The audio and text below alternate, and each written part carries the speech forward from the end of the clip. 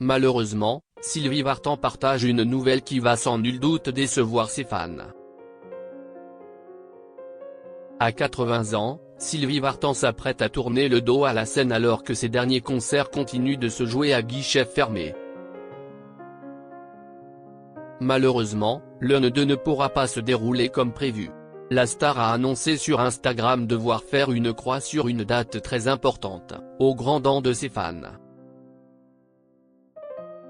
Toujours aussi heureuse de monter sur scène, Sylvie Vartan a pris la décision d'annuler l'une de ses dates, le 23 novembre prochain.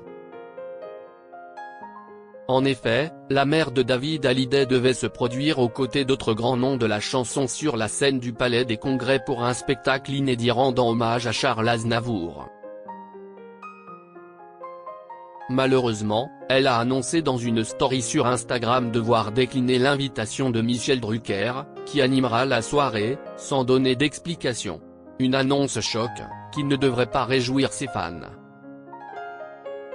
Le show produit par Norbert Saada sera tout de même assuré par de grandes stars de la musique, tels que Thomas Dutronc, Alain Chamfort ou encore Antoine Dely, finaliste de la 9e saison de The Voice, qui performera aux côtés de Marc Lavoine.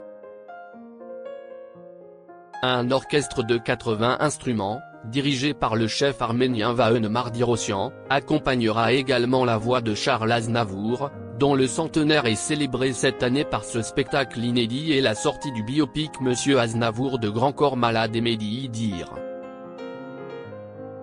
Absente, Sylvie Vartan devait prendre le micro pour chanter son tube La plus belle pour aller danser, composé par le chanteur disparu. Sylvie Vartan et Charles Aznavour, une rencontre frappante pour la chanteuse. Si Sylvie Vartan ne pourra pas assurer sa part du spectacle le 23 novembre prochain sur la scène parisienne du Palais des Congrès, s'y sûrement à contre-cœur, connaissant l'admiration qu'elle avait pour Charles Aznavour. Car leur rencontre ne date pas d'hier, Sylvie Vartan se souvenait pour Europe 1 en 2018, alors que la mort de Charles Aznavour touchait en plein cœur les Français, de sa rencontre avec l'artiste lorsqu'elle n'avait que 18 ans.